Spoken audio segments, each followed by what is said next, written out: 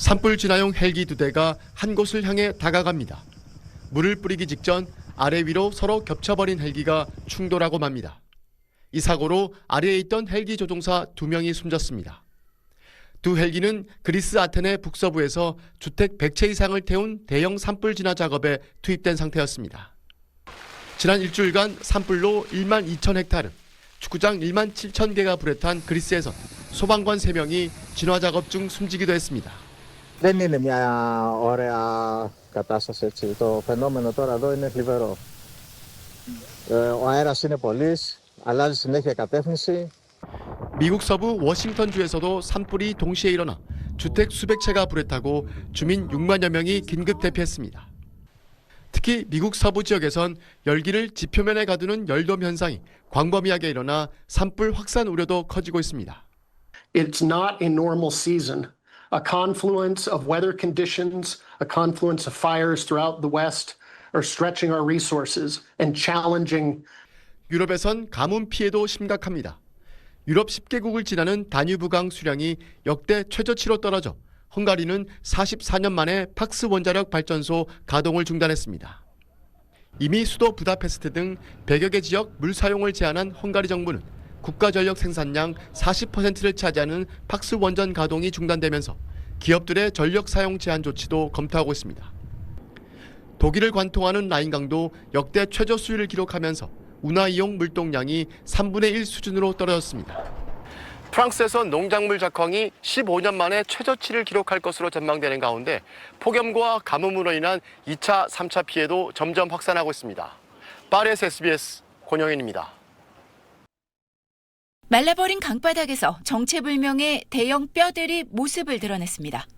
메머드 추정 유골이 발견된 곳은 불가리아의 다뉴브강.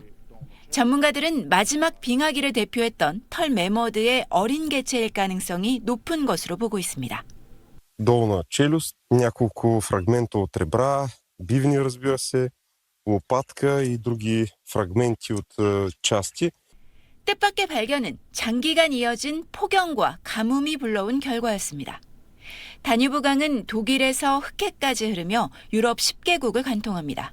최근 헝가리 부다페스트에서 측정한 수위는 23cm로 역대 최저였습니다.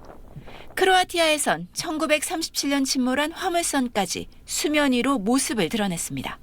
Radi se o mađarskom zapravo teretnom brodu Fulton. On je prevozio tada u ono vrijeme 50 vagona ugljena za Novi Sad.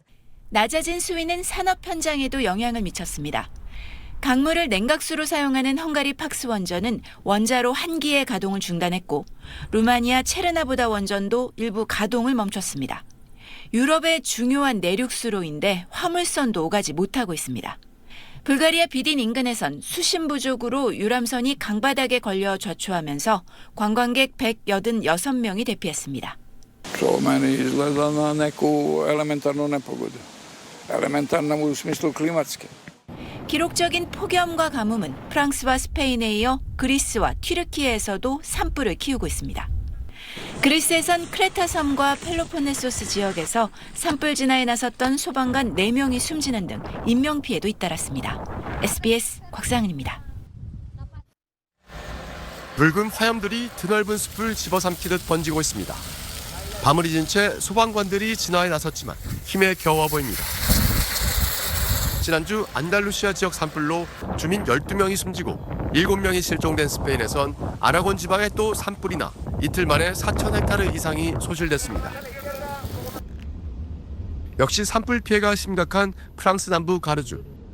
화마가 휩쓸고 간 자리엔 자동차가 뼈대만 남은 채 불타버렸고 잿더미가 된 숲에선 가지 끝에 매달린 솔방울들만이 원래 소나무 숲이었다는 걸 말해줍니다. 이곳은 지난주 단 하루 만에 축구장 200개 크기의 면적이 불에 탔습니다. 바닥에 보면요, 이렇게 불에 타고 남은 달팽이 이 집들이 곳곳에 이렇게 널려 있습니다. Moi, j'ai vu la fumée arriver. Nous nous sommes appelés de voisin en voisin.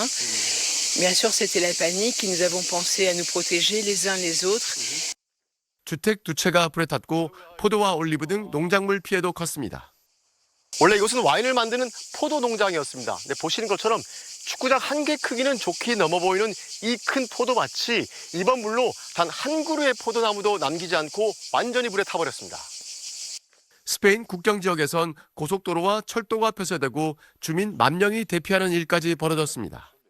Puisqu'à un moment donné, on a dû mettre le village, donc isoler les gens et donc prendre la décision d'isoler tous les gens sur l'ensemble du village et les confiner. 심각한 가뭄까지 이어지면서 7월 중순 기준 유럽 전역에서 모두 17만 헥타르, 서울시 면적의 2.8배에 해당하는 지역이 불에 탔습니다. 특히 올여름엔 40도가 넘는 폭염까지 덮쳤던 유럽은 초과 사망자가 10,000명이 넘었는데 기후변화로 인해 피해 규모는 해마다 더 늘어날 것이란 전망입니다. 프랑스 가르에서 SBS 권영인입니다.